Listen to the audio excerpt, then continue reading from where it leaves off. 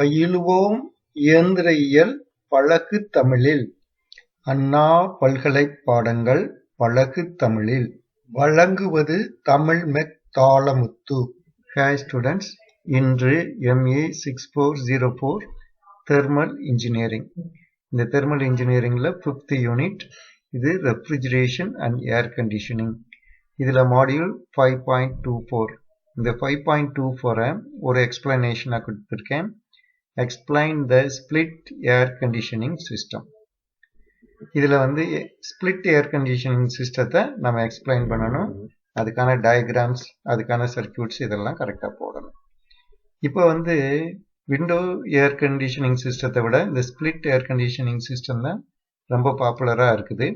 அதனால இதைத்தான் நம்ம நல்லா கான்சென்ட்ரேட் பண்ணி படிச்சுக்கிடணும். எங்கேயும் நீங்க சர்வீஸ்க்கோ ஏதோ போனீங்கன்னா இந்த இதுதான் உங்களுக்கு அதிகமா இருக்கும். அந்த விண்டோ ஏர் கண்டிஷனிங் சிஸ்டம் ரொம்ப பழைய இது பில்டிங்ஸ்ல தான் இருக்கும்.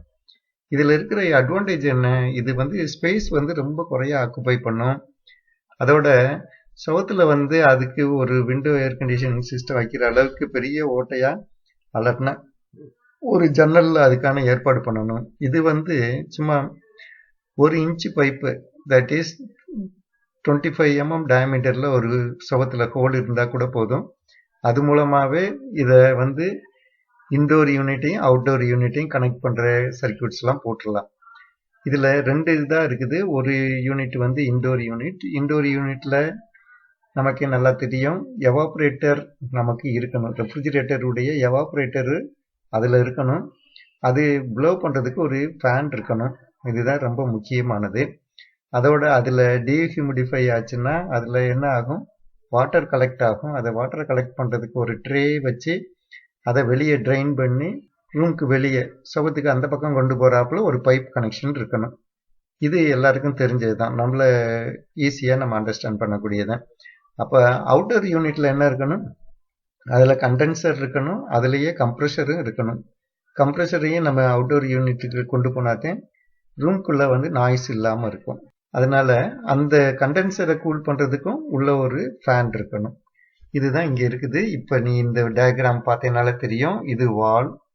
இந்த வால்ல இன்சைடு வந்து இது இன்டோர் யூனிட். இந்த இன்டோர் யூனிட்டுக்குள்ள ரெஃப்ரிஜரேட்டருடைய எவாபரேட்டர் இருக்குது. இந்த எவாபரேட்டருக்கு இங்க வந்து எக்ஸ்பான்ஷன் வால்வு இருக்கு. எக்ஸ்பான்ஷன் வால்வு வரையில என்னவா வரும்?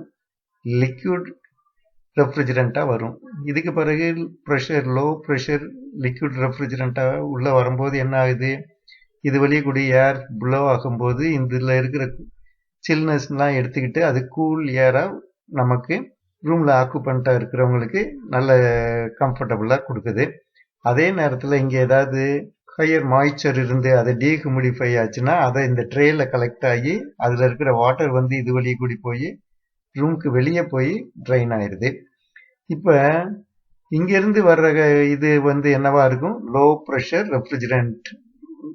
ரெஃப்ரிஜரண்ட் வந்து இப்ப இங்க கேஸ் ஃபார்ம்ல வரும். அந்த கேஸ் ஃபார்ம்ல வர்றது கம்ப்ரெசருக்கு போனதும் அது என்ன ஆகும்? ஹை ப்ரெஷர் வேப்பரா தான் இருக்கும். அந்த வேப்பரை நம்ம கண்டென்சர்ல விட்டு இங்க இருந்து ஏர் ப்ளோ பண்ணும்போது அதுல இருக்க ஹீட் எல்லாம் வெளியே போனதும் அது வந்து லிக்விடா மாறிடும்.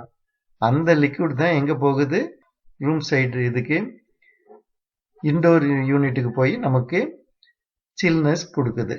இதுதான் சிம்பிள் கன்ஸ்ட்ரக்ஷன். ஒரு ரெஃப்ரிஜரேட்டரையே 2 பகுதியா வச்சுட்டோம். எவாபரேட்டரையும் ஃபேனையும் ஒரு இதுல வச்சுட்டோம், கண்டென்சரையும் கம்ப்ரெஷரையும் இன்னொரு இதுல வச்சுட்டோம். உள்ளேயும் வெளியும் வச்சிருக்கிறோம். ரெண்டையும் கனெக்ட் பண்றதுக்கு லோ ப்ரெஷர் லைன் ஒன்று இருக்கு, ஹை ப்ரெஷர் லைன் ஒன்று இருக்கு, வாட்டர் ட்ரைனேஜ் லைன் ஒன்று இருக்கு. அவ்வளவுதான், ரொம்ப சிம்பிள். இப்போ நம்ம ஈஸியா எழுதிடலாம். இதுல பாரு, this system comprises of 2 parts, outer unit and indoor unit. The outdoor unit is fitted outside the room.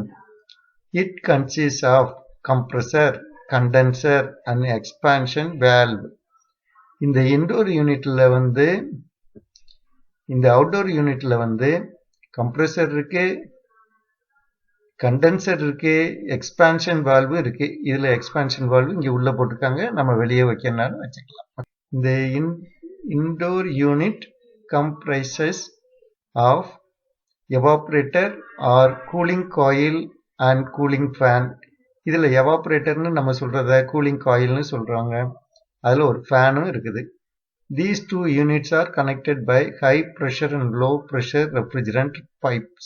இங்கே ரெண்டு பைப்பு வருது. கீழே வர்றது low pressure refrigerant பைப்பு, மேலே போகிறது high pressure refrigerant pipe. Condensate collection panel is provided to collect the dehumidified water in the indoor unit and passed out to the outdoor. It occupies less space and it can be used to cool 1 or 2 rooms. இந்த indoor யூனிட்டை வச்சு ஒரு room அல்ல 2 ரூம்ஸை கூட நம்ம cool பண்ணலாம். இதுதான் இப்போ லேட்டஸ்டாக இருக்கிற ரொம்ப ஃபேஷனாக இருக்கிற இது இருக்குது. அதனால இந்த இது வந்து எக்ஸாமுக்கும் வர்றதுக்கு ரொம்ப சான்சஸ் இருக்குது. என்னுடைய சேனல் வந்து AUmech-in-tamil. இதுக்கு நீங்கள் சப்ஸ்கிரைப் பண்ணுங்கள். சப்ஸ்கிரைப் பண்ணால் உங்களுக்கு ரிமைண்டர்ஸ் வரும். அந்த ரிமைண்டர்ஸ் மூலமாக வரிசையாக என்னுடைய மாடியூலை பார்த்துட்டே வந்தீங்கன்னா உங்களுக்கு சிலபஸ் முழுவதும் கவர் ஆயிரும். அப்போ நீங்கள் உங்களுடைய எக்ஸாமுக்கு ஈஸியாக ப்ரிப்பேர் பண்ணலாம்.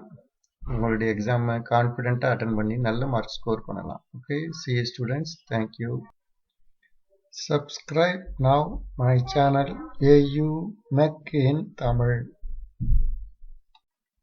Thanks for watching my video. The next video is